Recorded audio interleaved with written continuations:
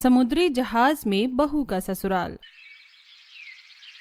सुबह का समय है। समुद्र किनारे एक छोटे से घर के बाहर त्रिशा और उसके पिता माधव अभी अभी मछलियां पकड़कर लौटे हैं। दोनों बुरी तरह थके हुए हैं।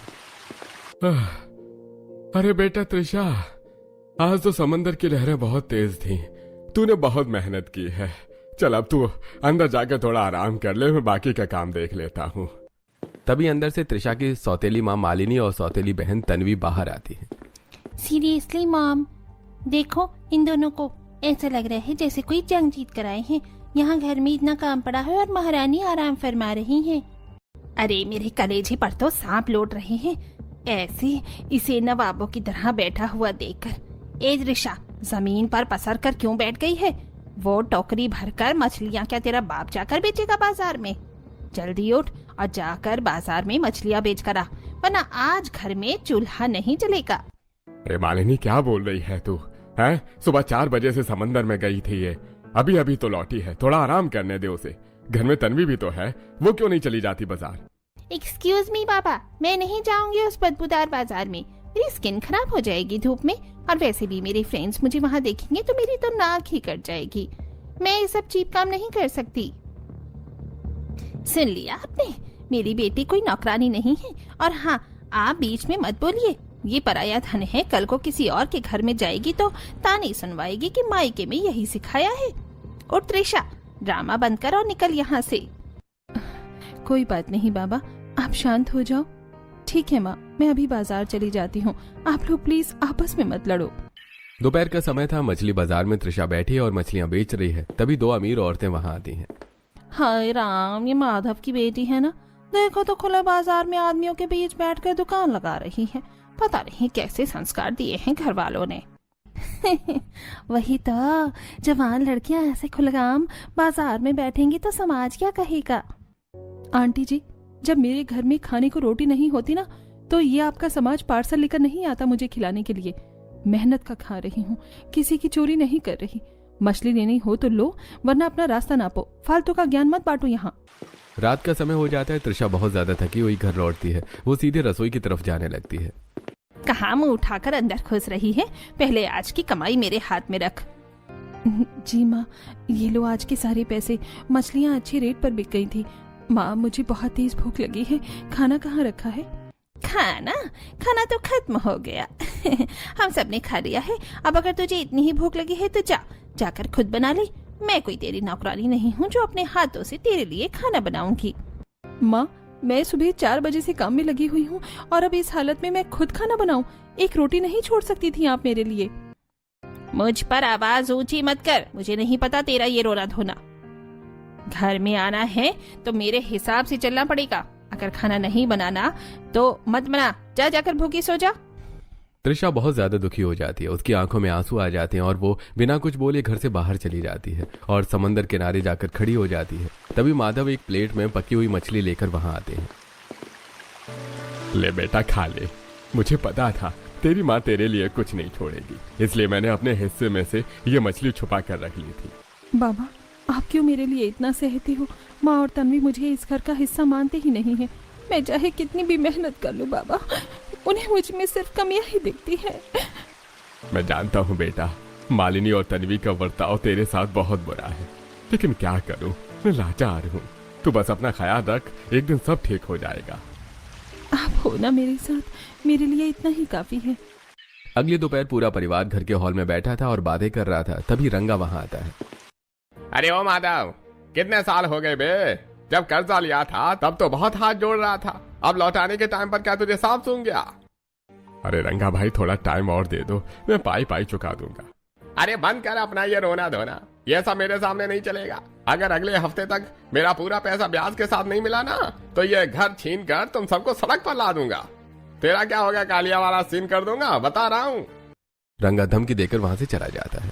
देख लिया मनहूस, तेरी वजह से आज हमें लोग धमकियां देकर जा रहे हैं। जब तू बीमार पड़ी थी तो तेरे बाबा ने तुझे बचाने के लिए ये कर्जा लिया था। अगर मैं होती ना तो तुझे ऐसे ही मरने देती, पर कभी कर्जा नहीं लेती।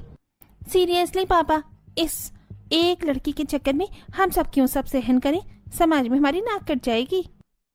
नाक तो इस चुड़ैल ने पहले ही कटवा दी है। सुन ले कान खोलकर त्रिशा, ये जो कर्जा तेरी वजह से चढ़ा है ना, अब ये तुझे ही चुकाना पड़ेगा। चाहे दिन रात समंदर में गोते लगा, मुझे नहीं पता, तू ही लाकर देगी सारे पैसे। माधव चुप बैठा रहता और कुछ बोल नहीं पाता। रात का समय हो जाता है। समंदर किनारे तृषा अकेली खड़ी थी।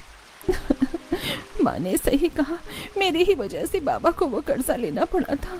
अब ये कर्जा मैं ही चुकाऊंगी, चाहे कुछ भी हो जाए। मैं अपने परिवार को सड़क पर नहीं आने दूंगी।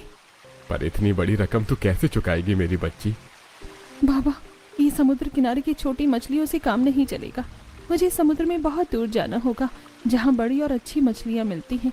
हम अपनी पुरानी लकड़ियों से एक बड़ी नाव बनाएंगे। आप मेरी मदद करोगे ना? तेरा बाबा हमेशा तेरे साथ है बेटा, चल अभी से काम शुरू करते हैं। दोनों रात भर जागकर मेहनत करते हैं और कुछ ही दिनों में लकड़ियों को जोड़कर एक बहुत बड़ी और मजबूत नाव तैयार कर लेते हैं। और तृषा अकेली अपनी नाव लेकर समंदर में उतर जाती है और समंदर के सबसे दूर वाले हिस्से में पहुंच जाती है। वाह, यहाँ तो सच में मछलियों का पूरा झुंड है। जय बजरंग बली, आज तो पूरा जाल भर लूंगी। तृषा जोर लगाकर अपना जाल समंदर में फेंकती है। कुछ ही देर में जब वो जाल खींचती है तो उसमें ढेर सारी बड़ी मछलियां फंस गई थी। हे भगवान, तेरा लाख लाख शुक्र है। इतनी सारी मछलियों से नाव तो पूरी भर गई है। अगर एक तो दिन ऐसे ही इतनी मछलियां मिल गई तो रंगा का सारा कर्जा एक ही बार में चुकता हो जाएगा। फिर माँ भी मुझे ताने नहीं मारेगी।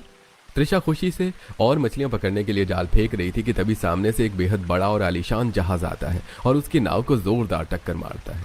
अरे अरे, ये क्या हो रहा है? बचाओ बचाओ। तृषा की नाव टूट जाती है और सारी मछलियां समंदर में वापस बह जाती हैं। तृषा पानी में डूबने लगती है, लेकिन वो तैरकर जहाज से लटक रही एक मोटी लोहे की चेन पकड़ लेती है और चढ़कर सीधे जहाज के ऊपर पहुंच जाती है। जहाज के ऊपर कमला देवी, हर्षवर्धन, शनाया, नकुल, समर, पल्लवी और शिवांश बैठे चाय पी रहे थे। अंधे हो गई हो क्या तुम सब के सब, या इस बड़े से लोहे के डिब्बे को आंखों पर पट्टी बांध कर चला रहे हो? अरे बाप रे, कौन है रे तू लड़की, और हमारे जहाज पर चढ़कर ऐसे चिल्ला क्यों रही है? चिल्लाओ नहीं तो क्या आपकी आरती उतारूं? दिख नहीं रहा तुम लोगों को? तुम्हारे इस बड़े जहाज ने मेरी नाव के टुकड़े टुकड़े कर दिए हैं। मेरी सारी मेहनत, सारी मछलियां पानी में मिला दी। अमीर होगे तो क्या हम गरीबों को ऐसे ही कुचलते हुए निकल जाओगे? एक्सक्यूज मी, एक तो फटे हुए कपड़े पहनकर हमारे इस 5 स्टार जहाज पर चढ़ गई हो, ऊपर से हम ही पर चिल्ला रही हो। सिक्योरिटी को बुलाओ, इस भिखारन को धक्के मारकर बाहर निकालो यहाँ से। ए हेलो, अपनी ये स्मार्ट इंग्लिश अपने पास रख, समझी? जहाज होगा तेरा, पर ये समुद्र तेरे बाप की जागीर नहीं है। गलती तुम्हारी है, तुम्हारे जहाज को चलाने वाले कैप्टन की है। नुकसान तुमने किया है मेरा, और अकड़ ऐसे दिखा रहे हो जैसे कोई महारानी हो।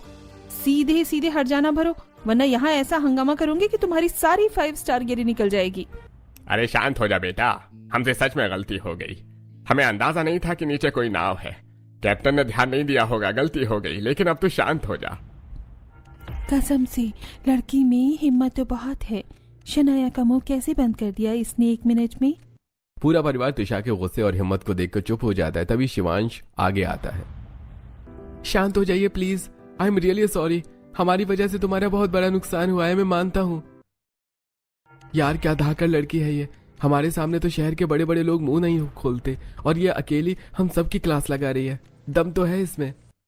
देखो, जो नाव टूट गई उसे तो मैं वापस नहीं ला सकता, लेकिन हाँ, मैं तुमसे वादा करता हूँ तुम्हारे लिए एकदम नई और मजबूत नाव मैं खुद बनवा कर दूंगा।